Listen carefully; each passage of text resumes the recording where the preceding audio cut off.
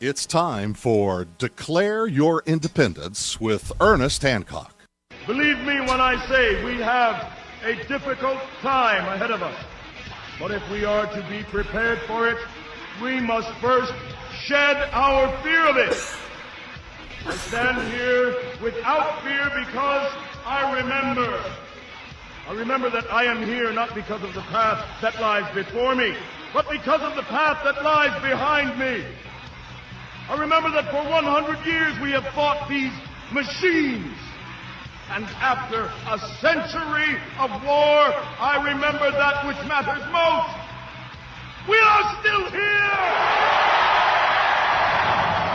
Tonight, let us make them remember we are not afraid!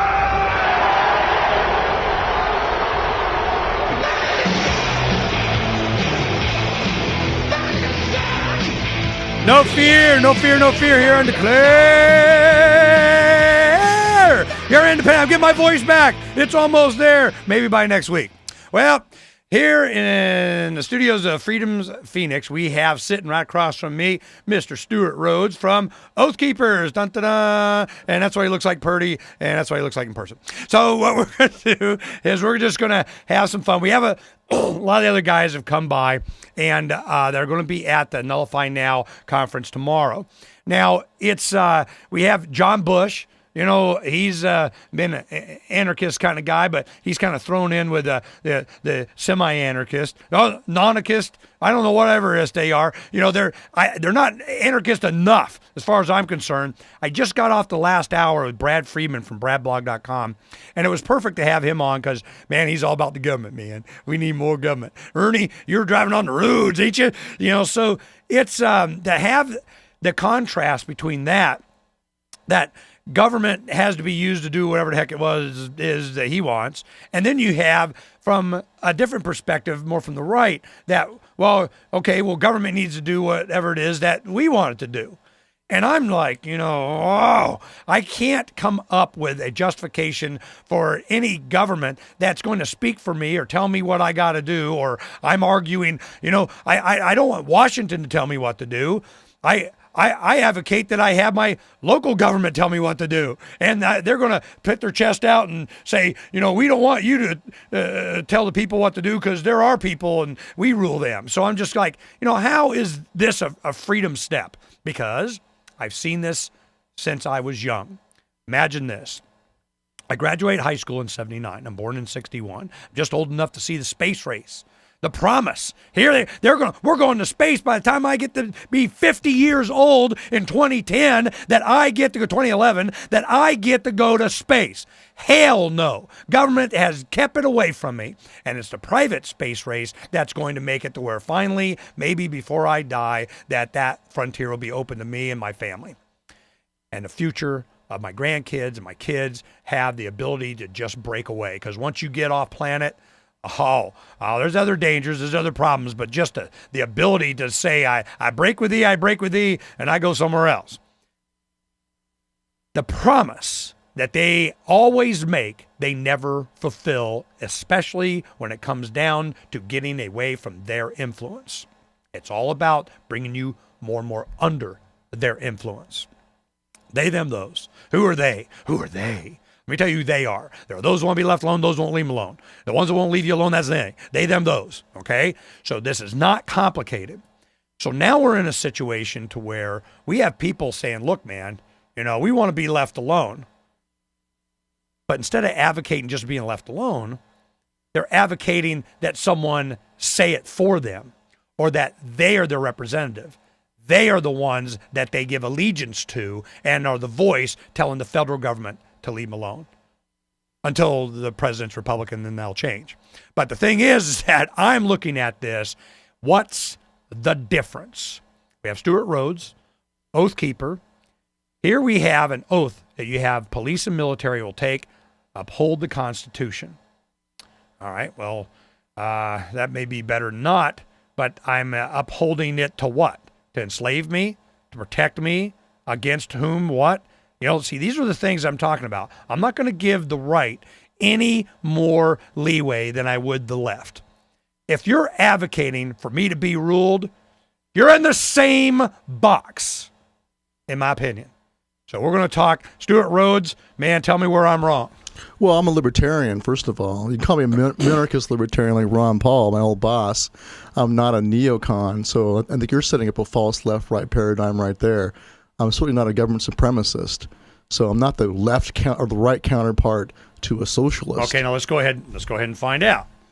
Do you advocate that there's going to be some kind of government that's going to promise to protect my rights, or what? I don't know. I think the anarcho-capitalists have a good point. Every time government's been tried anywhere in the world, it's like a cancer that grows and kills the host.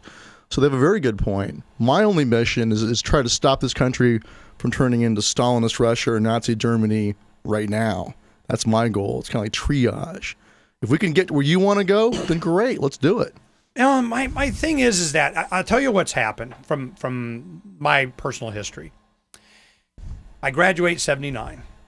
I had the Reagan Revolution. Okay, we had Afghanistan being invaded by the Soviet Union. We had Red Dawn movie, comes out, around that time. We have the threat of nuclear annihilation.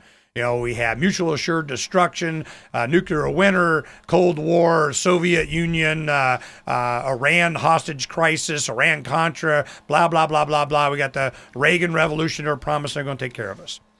Then we have, in 92, we have the Ross Perot thing, and then the Newt Gingrich Contract on America, and Republican Revolution, and whatever there. Then we go a third round. We go, all right, here we got the Ron Paul Revolution, and we got that going on. So I'm like, and then the Tea Party that comes out of that, and the new, another promise with America, whatever it was. And I'm going, how many times do I have to go through this revolution before I start to realize that it's the same reset button? That we're going to use this government, this Constitution. We're not going to advocate doing away with that. We're never going to advocate doing away with that. We're always going to have this control mechanism, this structure, this voting, this Congress, this Washington, this Constitution, this Bill of Rights, this whatever it is. We're going to use that, and we pinky swear we're going to do it good this time. How many times before a sane adult would go, you know what? We keep doing the same thing over and over, expecting a different result. Well, I think that's true when you talk about the sad cycle of the conservatives and the liberals. When Clinton was talking about, stroke of the pen, law of the land, kind of cool, and doing whatever he wanted by executive power, then the conservatives were, the Constitution, and you can't do that. But when they came in power under Bush, it was a total flip. You had liberals running around quoting Ben Franklin, holding signs up, those who will give up essential liberty for security will, temporary security deserve neither, that kind of thing. And you had the neocons going nuts and a lot of Republicans going nuts, and their guy could do no wrong, secret prisons, enemy combatant status, torture, whatever. They were cool with it because their guy was in power. That's a true cycle. Ron Paul's a bit different, though. I think you're being a little unfair to him. Is that no, it's not. First of all, he wasn't elected. He didn't get a shot. Well, you just said the Ron Paul Revolution. No, you lumped that in there as one of the cycles. Absolutely, as part of the cycle. No, it's not. You had the Sagebrush Rebellion, which was part of the Reagan Revolution. You had the Contract on America and the Pinky Swear Promise, and the people rose. The people rose up under the United We Stand thing behind Perot and all that stuff. Then you have the Ron Paul Revolution came up, and I know. I was there. I remember. You supported him. But I supported the message. I don't have no problem with Ron. Okay, you supported the message. Okay. I have no problem Why'd you do that? Why'd you do that? Education.